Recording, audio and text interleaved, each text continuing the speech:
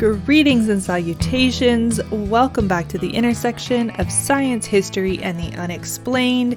My name is Erin, and I am your existential examiner and clairaudient companion. Let's see if we can figure out what in the Sam Hill is going on out there. You may recall that in episode 13, we covered the Marfa mystery lights. This week, we are covering another set of mystery lights, those of Oviedo, Florida. Oviedo is a town in central Florida that started as a Florida cracker settlement after the Civil War and remained a rural agricultural town for almost 100 years. Now it is a suburb of Orlando, though the area of the Lights is still relatively undeveloped. You can still feel the town's agricultural roots though, as it is home to the massive Duda sod farm, and there are chickens that wander the streets freely. The area of the Lights is technically to the east of city limits on Snow Hill Road, in particular on the bridge crossing the Econlocacheee River, also known as the Econ River, as the road runs through the Little Big Econ State Forest. The Econ River is a black water river. And don't worry, black water is not a reference to the poop tank on an RV.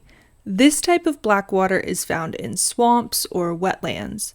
Because the water is so slow moving, the detritic vegetation has time to decay, leaching tannins into the water, making it look like black tea. I've been to a blackwater lake in South Georgia before, and it's actually quite an eerie feeling to be neck deep in black water, but still be able to see your toes crystal clear 6 feet under. The surface is just as eerie, especially at night. It's highly reflective, resembling a black mirror or an obsidian crystal ball. Econlocacheee is a Muskogee word that literally translates as earth mound stream. When I hear mound, I always think of the Mississippi mound builders that we first discussed in the Moon-Eyed People episode, but there is some debate as to whether the Mississippi mound builders proper came that far south in Florida. The generally agreed upon southernmost boundary of the Mississippians is around Lake Jackson in the Tallahassee area. The speculation is that the Econlocacheee mounds were refuse shell mounds called middens that are essentially big trash heaps, and these would be of the Timucua tribe of northern Florida. But there is some record of the Timucuans also building sandy burial mounds. It appears that too much of the archaeological evidence and the mounds themselves have been damaged or destroyed in the name of progress for any real answers to be had, and the Timucua are now extinct due to the new diseases of the early colonial period and to slave raids by settlers and other Native Americans from the Carolinas, so we do not have access to their legends of the area. We do not know if they have any records of strange lights around these parts. Viewing the lights was a particularly popular activity for teens in the Oviedo area from the 1940s through the 1970s. Their popularity has waned since then, but sightings do still occur. While this is still a mystery light, it is very different from the Marfa mystery lights. The Oviedo lights are described as a singular light. It has a bluish-white glow that resembles a car racing down the road towards you. But the light never splits into two like headlights would, and when it hits the bridge, it disappears. Sometimes, though rarely, it will move in the opposite direction and chase the person away from the bridge. It's generally seen on a stormy night, and there are myriad ghost stories that go with the legend. All wild, but none true. What is true is that many people who have seen the lights are so scared that they refuse to go back to the area at night. From the skeptical perspective, there are really 3 explanations. The first is that the kids who witnessed it over the years were too drunk or too busy necking to see anything reliably. This seems to be the common refrain of local police over the years, though those same police officers admit to going light chasing themselves in their youth, so maybe they know from experience. That said, the idea that all of the people who witnessed the lights over all those decades would have all experienced the exact same or a very similar drunken hallucination is just laughable. The second explanation is that of car headlights, and while I can see how that would make sense given it's a light on a road, there are several reasons this explanation doesn't hold water. As I said before, the light never split into two distinct lights as a car's headlights would on approach. None of the reports indicate hearing a car, and none of the reports indicate seeing a car. The light is described as a bluish white and as bright as the headlight on a freight train. While that doesn't seem so far-fetched with today's LED technology, in the mid-20th century, this is, again, preposterous. Through the period of light-chasing popularity, car headlights would have been sealed beam incandescent or halogen, both with a color temperature in the 2700 to 3000 Kelvin range. As a quick overview, color temperature is a measurement of the color of light relative to the color of light emitted by a hypothetical idealized black body at a given temperature measured in kelvins. So it's not the physical temperature of the light bulb, but the temperature of the hypothetical object in physics that the light is being compared to. The color temperature scale ranges from about 1800 Kelvin for candlelight to about 6000 Kelvin for sunlight. Neutral white is around 3500 to 4000 Kelvin. Temperatures below that are warmer whites that exhibit a more yellowish glow. Temperatures above that are cooler whites that exhibit a more bluish glow. The 30,000-ish Kelvin color temperature of incandescent and halogen bulbs puts vintage car headlights firmly in warm white territory. They just wouldn't have produced the bluish light described by witnesses. Not only that, but in 1968, students from Florida Technological University, now the University of Central Florida, investigated the lights for a series in the student newspaper. They tried to recreate the effect with their own car headlights to no avail. The third explanation given is swamp gas. And while I give the swamp gas hypothesis a lot of grief as a catch-all excuse for paranormal skeptics, I have to give them credit for at least having a swamp to produce swamp gas in this instance. Swamp gas, of course, is primarily methane gas released in a swampy environment from the decay of organic material. The methane gas can ignite, creating a wispy glow. That glow is thought to be the phenomenon behind the will-o'-the-wisp legends, where an ectoplasmic illumination lures travelers deeper into the swamp or bog. I see a few issues with this explanation also. Igniting swamp gas would have an ever-changing form, much like, a gas or fire. It's not something that could be consistently described as an orb-like glow. Swamp gas ignition would also have to occur close to the source, as the methane gas dissipates rather quickly. The fact that the Oviedo Light is consistently described on the bridge and road, but not on the surface of the river, the source of the gas, is inconsistent with this requirement.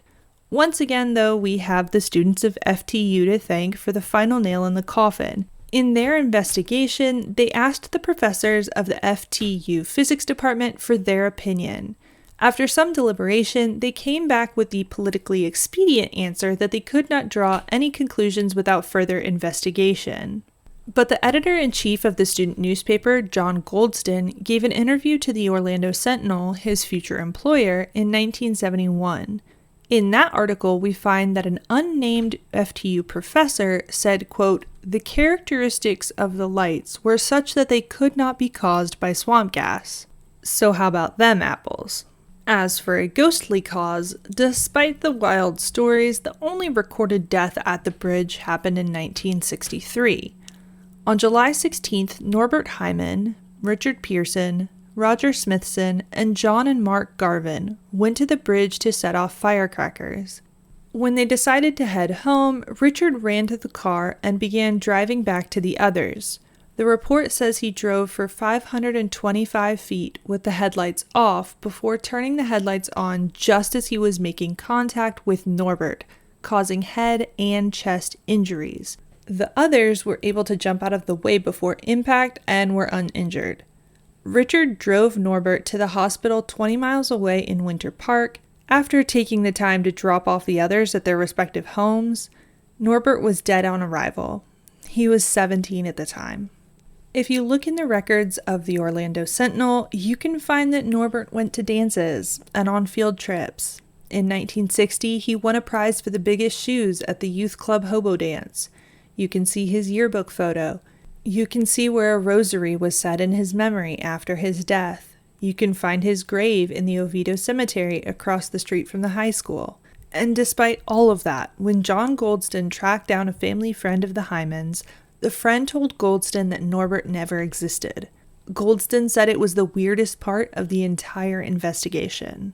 All I can think is that maybe the friend was just trying to give the Hyman family some peace by keeping Norbert's name out of the newspaper again, which might reopen a wound that perhaps had only just began to heal from 5 years earlier.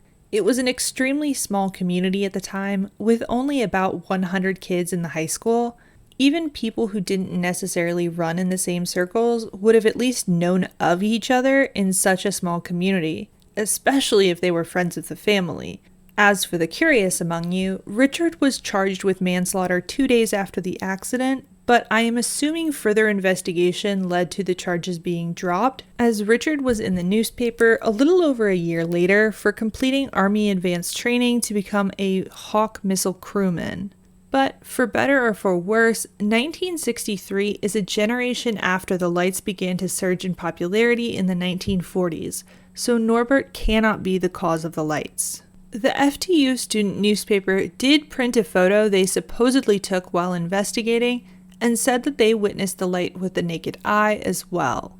That photo is actually the show art for this episode. If you take a look, it looks like a big white amoeba, maybe 6-7 feet off the ground, but I wasn't able to confirm that the photograph was authentic, and the students didn't seem to make a big deal of the photograph in their article, as I certainly would if I had seen it. The photograph could be real, but it also could have been faked to add juice to the story. Either way, no firm conclusions can be drawn from what it shows. Something else I found in my research really piqued my interest though. Snow Hill Road is not the only supposed haunting in the Oviedo area. On Chapman Road, there is a misty figure that appears at the same spot each time between two specific telephone poles. Many have reported that as you pass the figure, there is a blood-curdling scream that makes you feel like a woman is in the backseat of your car just wailing right into your ear.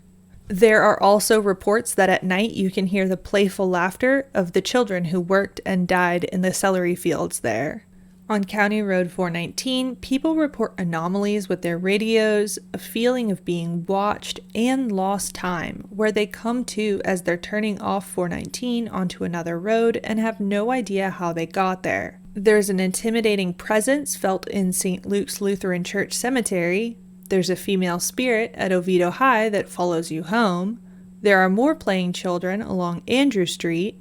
There's an apparition of a man hanging from a tree in Boston Hill Cemetery, as well as disembodied footsteps. And on top of all that, there are Bigfoot/skunk ape sightings in the Little Big Econ State Forest. So the real question is, what in the Sam Hill is going on in Oviedo in general? Because a blind man with no arms couldn't miss playing pin the tail on the paranormal with a map of the Oviedo area. It makes me think that Oviedo must be a hotspot for the Phalian phenomenon rather than just a home for ghosties, because we have much more than just a few spirits here. There's clearly a manipulation of electromagnetism here if it is able to create balls of light, interfere with electronics, and distort perception of time. To look at the Phalian phenomenon, we have to defer to the work of Barry Fitzgerald. He's the one who has done so much research on the interconnectedness of the Fae, UFOs, ghosties, cryptids, etc. I'm actually in the middle of Deception of Gods and Men right now, but it is so dense I've been having to read and reread passages.